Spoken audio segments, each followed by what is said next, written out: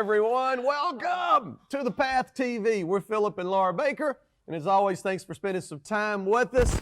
The Path. A great marriage, it's not a destination. It's a journey. It's a path, and we're all on that path. We got married in 1987. September the 12th, got married on my birthday. I don't know if that was a smart thing to do. Not the getting married part, but getting married on my birthday, because I lost my birthday. Because ever since then, it hadn't been my birthday. It's been our anniversary. And so, you know, it's just how it goes. But you know what? I don't ever have problems remembering when our anniversary is. Sometimes I forget how many years we've been married. It's been a long, is it 34? So that would be 34, 1987, 34 years. Is that right? I think so. Anyway, long time, wonderful time. And it's been a path. It's been a path. And so, again, thank you guys for joining us. And I always want to remind everybody that, you know, the path streams all over the world, but at the same time, all the episodes of The Path TV are on our YouTube channel. And so PBM Phillip space Baker, they've got that information at the bottom of the screen. Go over to YouTube, subscribe, and every time a new episode drops, you can watch it if you didn't get to catch it on the network. So they're good. And I think now there's getting close to 50 episodes that are there waiting on you, and they'll be a great blessing to you. Hey, what we wanted to do, and we're gonna start a series today. Don't quite know how long we're gonna go, but we're not gonna rush it because it is so incredibly important. You know, it's one thing to give you guys wonderful information, revelation, wisdom concerning how to have a great marriage, but you know what? It sure is nice when you know some of these things before you get married. Right. And so what we're going to do is we're going to talk about dating. Now listen, I know that word, some people don't have a problem with that word. Some people have a big problem with that word. Don't get focused on the word. What we're talking about here is from the time, whatever word you want to call it, from the time you meet the person to the time you say I do, that time period, whatever you want to call it, courting, dating, friends, right? You know, whatever you want to call it, that's what we want to talk about. So don't get caught up in a word. We're talking about this time period to you know, until you go, man, who in the world is that? Hi, what's your name? Until, you know, do you take? I do. You may now kiss the bride. And so we're going to talk about that time period, and I believe we're going to help some people. Well, one of the reasons we're going to cover that is because the reality is we would like to live in utopia and say everyone that's watching this is happily married and you're just trying to get a little farther down the path and you know, everything's great. But the reality is if there is over 50% divorces in the church, higher in the world, and then you got in the church over 50%, then that means that there are people, whether you chose to be or whether it was completely out of your hands, you find yourself back in the dating pool. Yeah. You find yourself back in single, ready to mingle. Yeah. And it's changed. So much has changed. Yeah.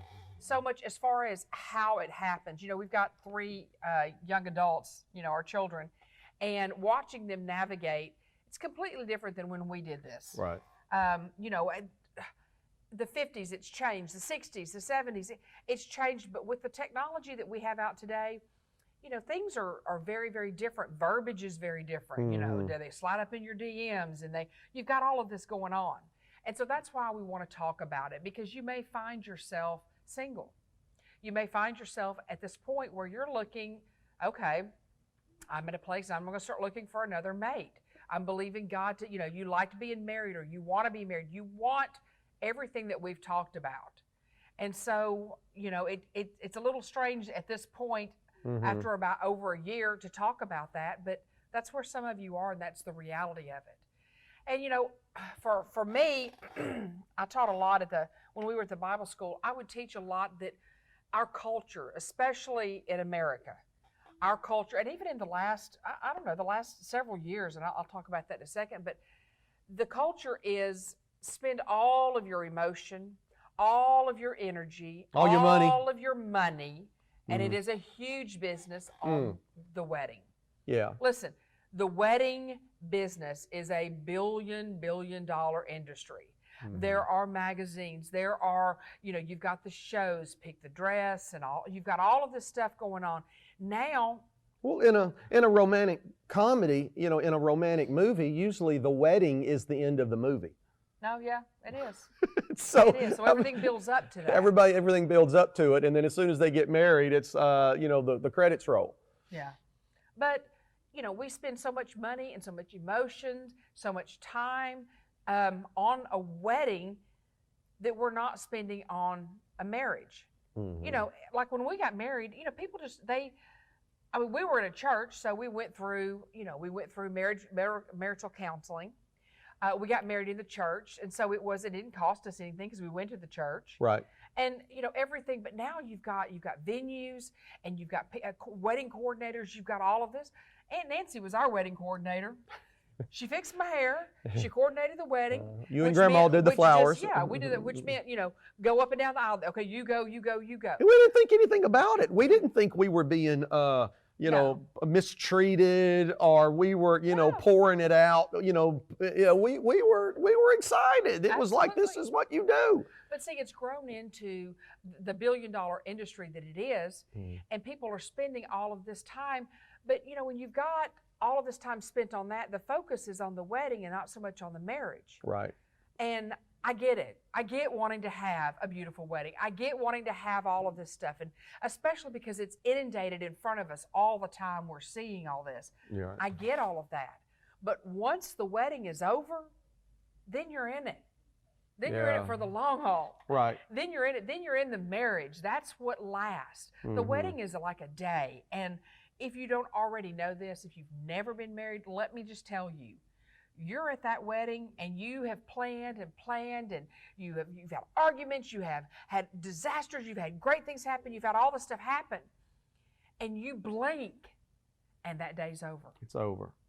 You forgot to get cake. You may or may not have eaten. You may or may not have seen everybody It was a blur. that was there. It was a blur. Brain fog the whole day. Absolutely. Yeah. And then you're in it for the long haul. Then that's where the rubber meets the road. That's when the wedding's over. It's time for the marriage. Yeah, and then you start thinking about, man, what could we do with all that money? Yeah. Oh my gosh, we need a washer and dryer. Oh my gosh, the alternator went out. Oh my gosh, we need this, we need that. Man, what if we could have all that money, but you don't. And we're not saying don't have the wedding of your dreams, but spend as much time on the marriage. Listen, because a lot of, we want to assume that you're all in church. But the reality is there's a lot of young couples that aren't in church. And if they're not in church, that means they're not getting marital counseling. Right. They're not going through classes. They're not addressing things. Listen, there's a lot of things to address before you get married. You want to address as much as you can up front, so that when you get married, it's a smoother transition. You are trying to meld two different people into one. Yeah. The Bible says that you're one. So you're melding two completely different people, completely different backgrounds, completely different issues of money and how it should be spent, how it should be saved, what's important, what's not important, when we should eat out, when we shouldn't eat out, what bills, all of that stuff. Yeah. And you're melding that into one.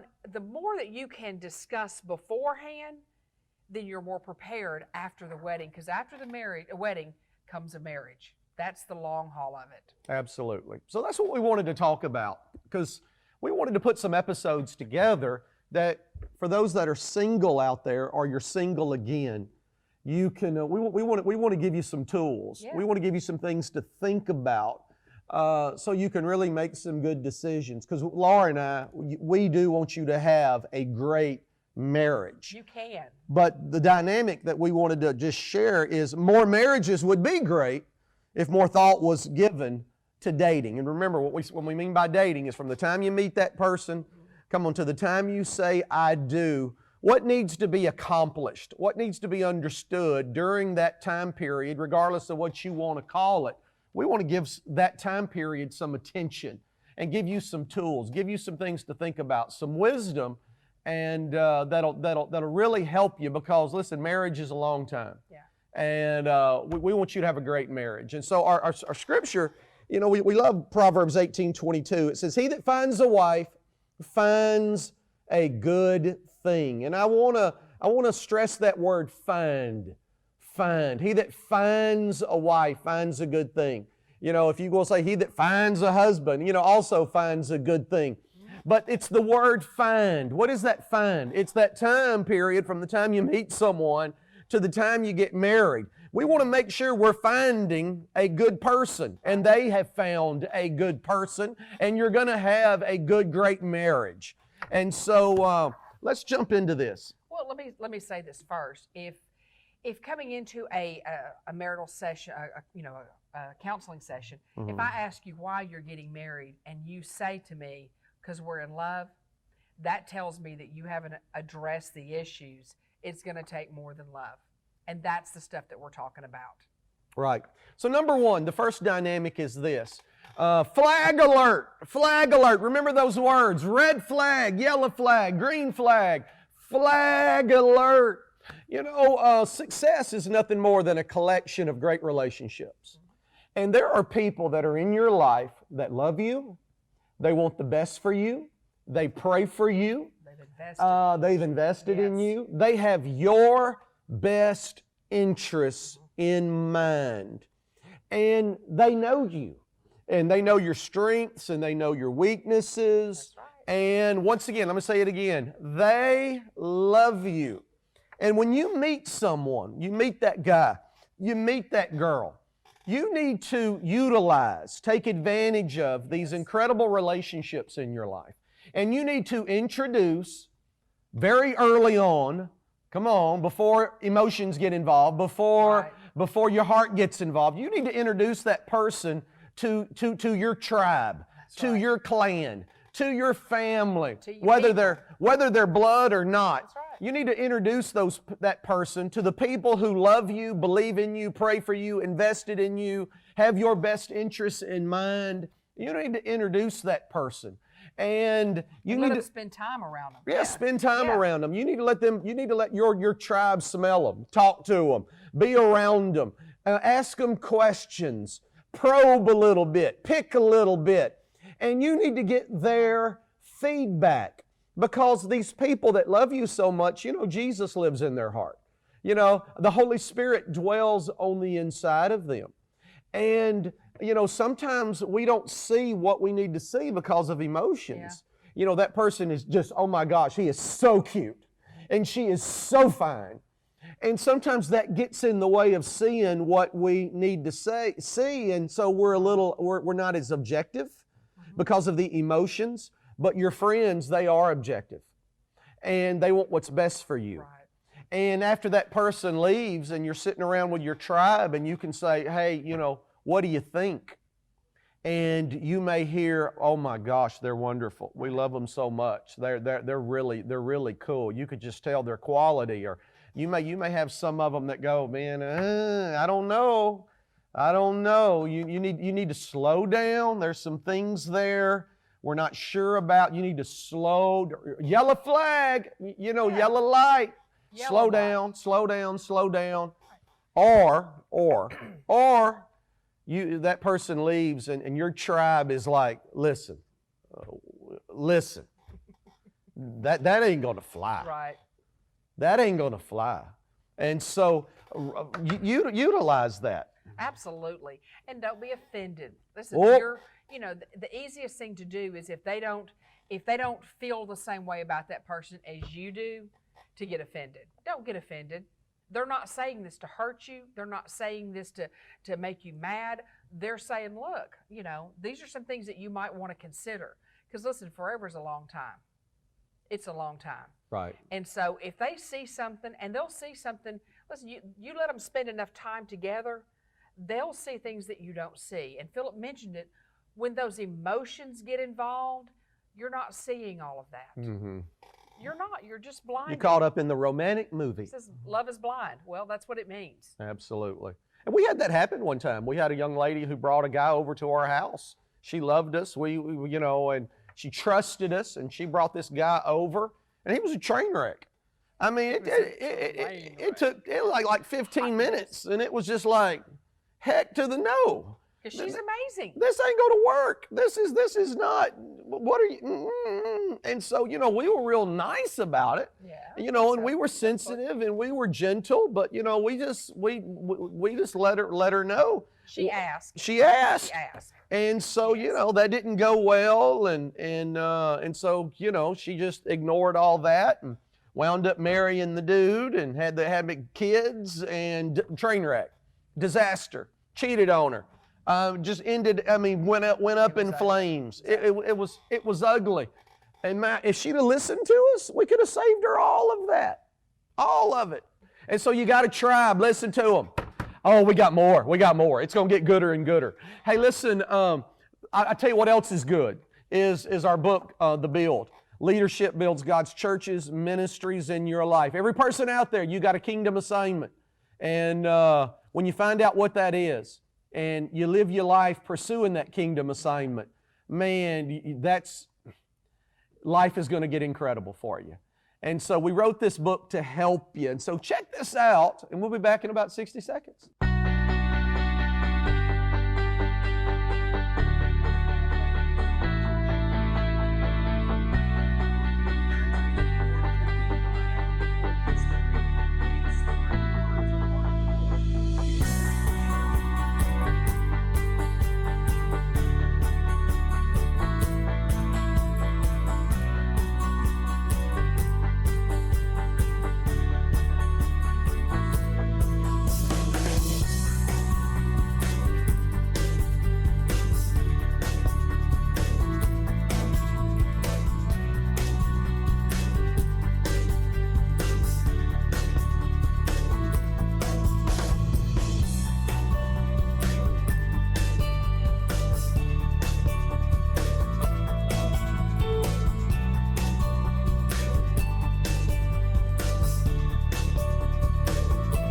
Hey everybody, welcome back to The Path TV. Again, we're Phillip and Laura Baker.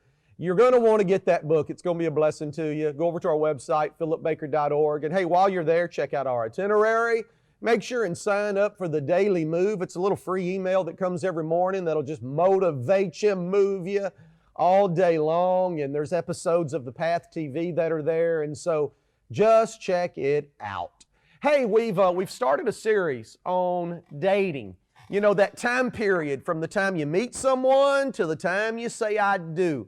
And we just want to talk about some things and give you some wisdom, some things to think about, some insights to making sure you wind up spending the rest of your life with the person God wants you to spend the rest of your life with.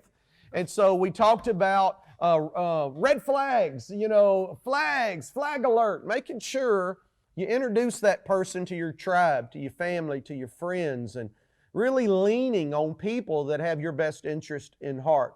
And so the second one is something I know you wanted to talk about. Yeah. When we were at the Bible school and we taught this class, one of the first things we had them do was make a list.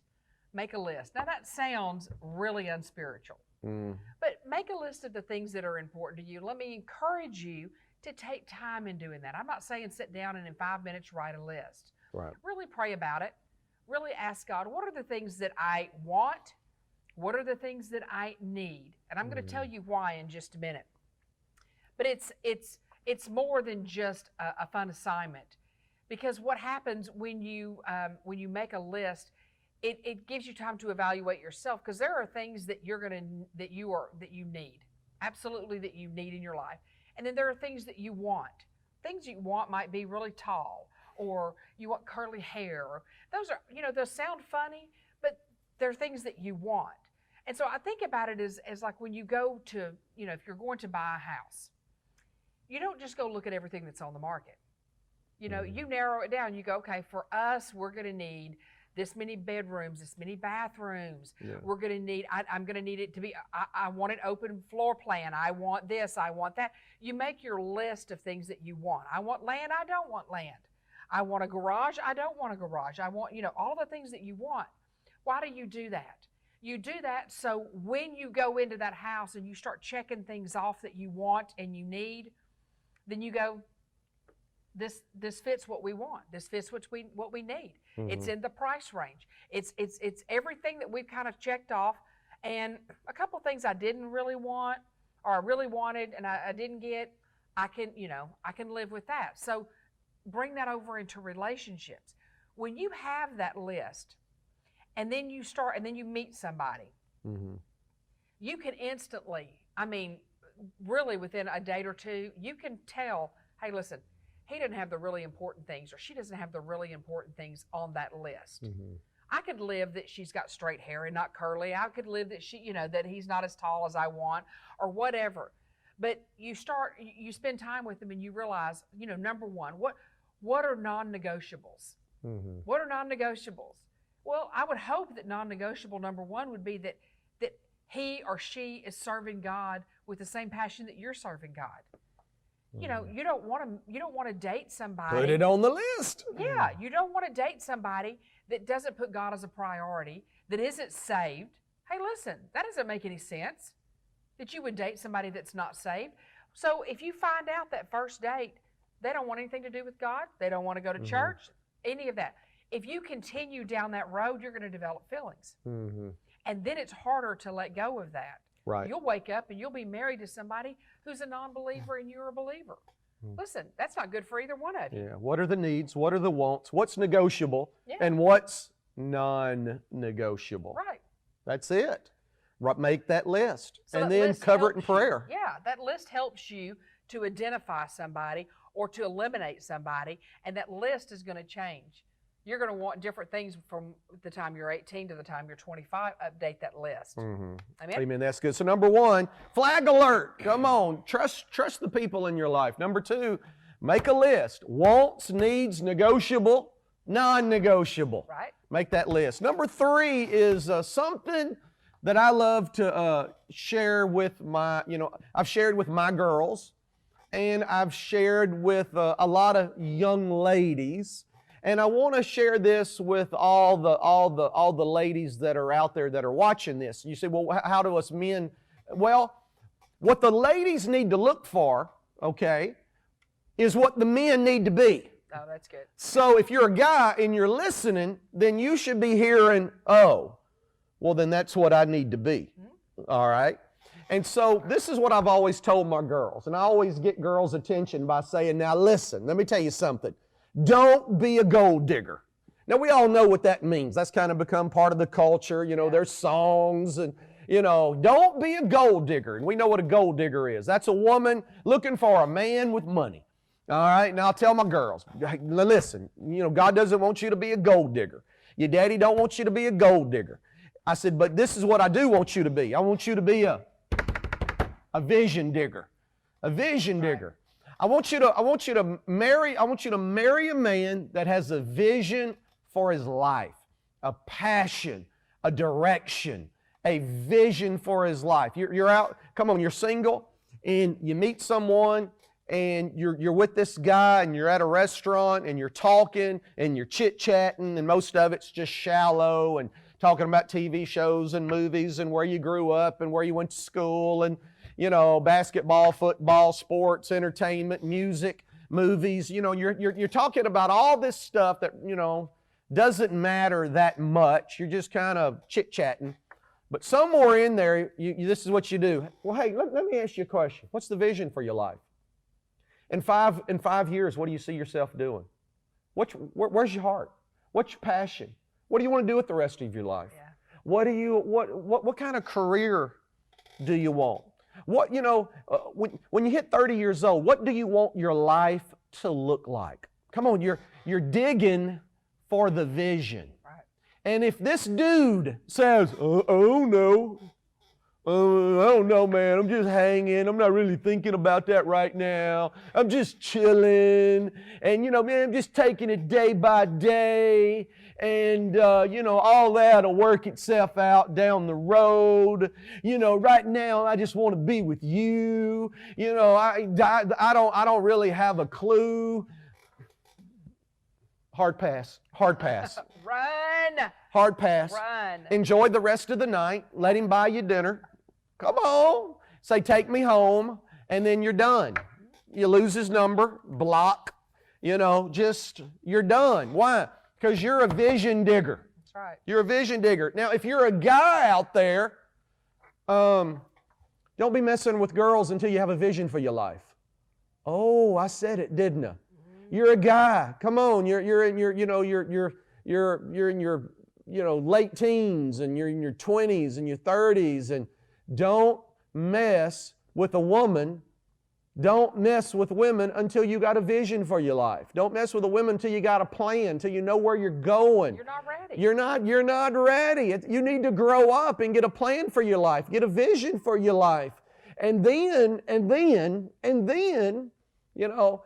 pray and ask God to send you a woman along that can connect with that vision, Yes. maybe has the same vision, Yep. that wants to help you with your vision, and y'all can do life, do vision together.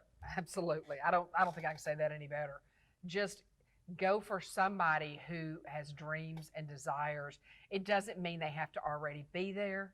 But when I met Phillip, our first date, I think we began to talk, and he told me, he kind of laid his life out. This is what I'm going to do. We're doing what he said. I was a vision digger and didn't even know it. Thank God she was good with it. Amen. Because we've been doing it. We've been doing it. And we love you guys. And we're going to stay down this road. So, hey, all single ladies, single men, get a hold of this episode. We're going to keep going. We're going to give you some more insights. I believe these are some of those popular episodes. Thank you guys so much. Hey, listen, again, go over to our website and sign up for the Daily Move. Get the Build, the Move, our other book, and then make sure to go over to our YouTube channel and subscribe and start catching up on all these episodes. And make sure and hit the bell so when another episode drops, you'll get a notification on your phone or your iPad or your computer, and it'll come up on your screen, and it'll go, hey, Phillip Baker just posted another episode of The Path TV, and then get over there and watch it, and it'll be a blessing to you. So next episode, we're going to continue talking about dating, and it's going to be good. Hey, God bless you guys. Thank you for joining us, and we'll see you next time on The Path TV.